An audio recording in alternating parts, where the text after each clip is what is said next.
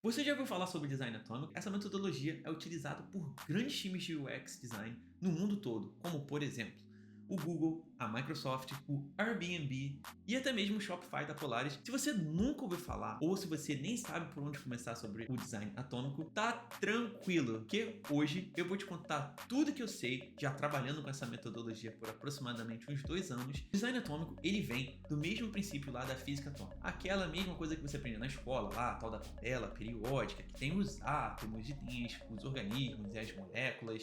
E seria aquele mesmo princípio, só que traduzido para o design.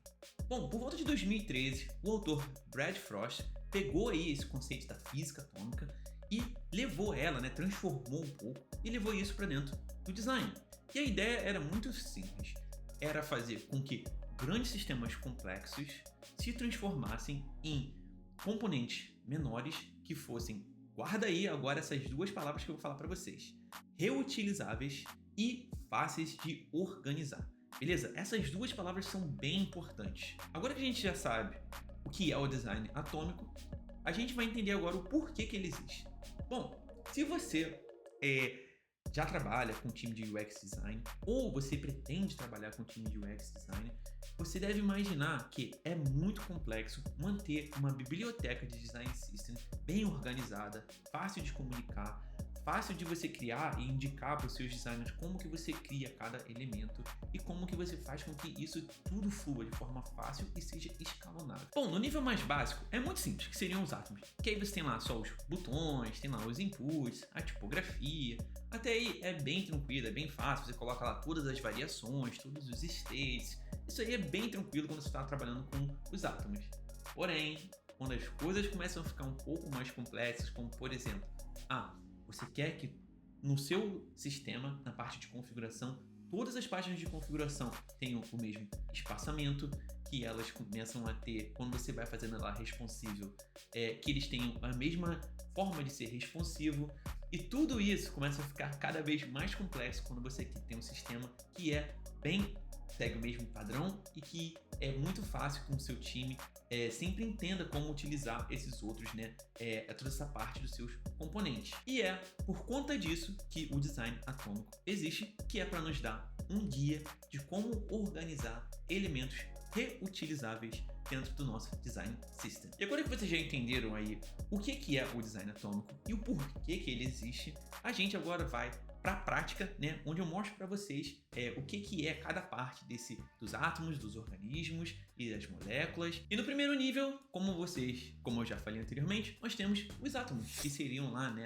os botões, a tipografia, seriam os inputs, seriam todos esses elementos menores, únicos, sozinhos, geralmente, como por exemplo, no botão você vai ter lá 3 elementos juntos, mais ou menos seria a tipografia, o ícone, um ícone no lado esquerdo, um ícone no lado direito, mas mais ou menos os átomos seriam esses elementos menos complexos, aqueles elementos menores. Tá curtindo esse vídeo? Quer saber mais sobre Design System? Quer montar o seu Design System do zero?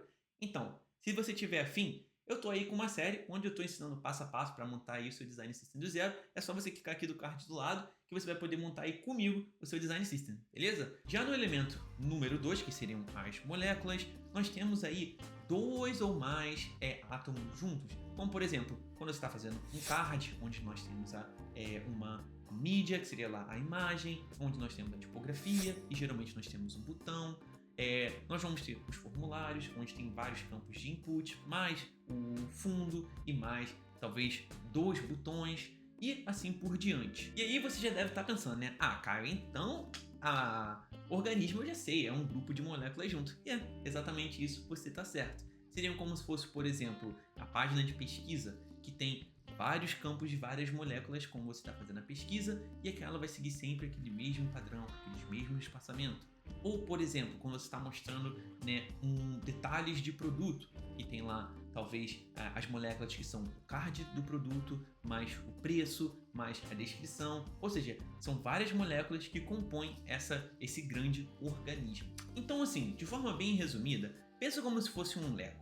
O Lego você tem uma pecinha pequenininha, e aí você coloca várias outras peças juntas para montar um grupinho um pouquinho maior.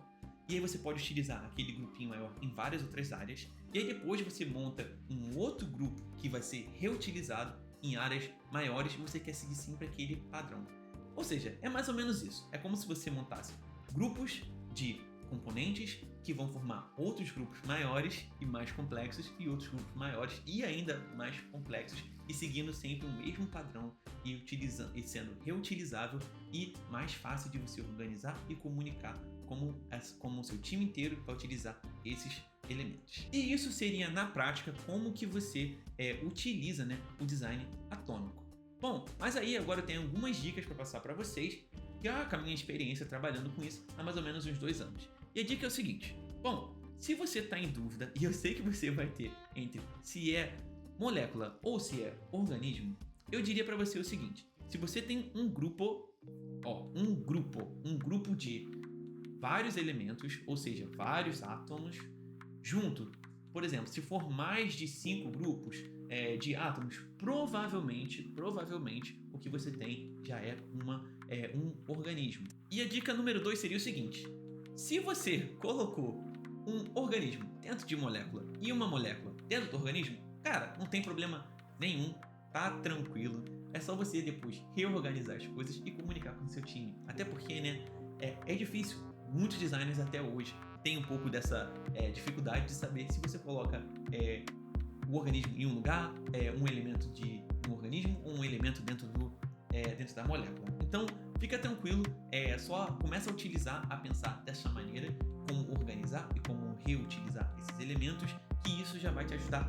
Bom, então é isso que eu tenho para hoje. Eu espero que vocês tenham gostado aí desse vídeo, que vocês tenham aprendido bastante sobre design atômico. E eu vejo vocês numa próxima vez, pra gente falando mais uma vez de Design System e de UX Design. Até um próximo vídeo. Tenham um ótimo dia para vocês e até mais!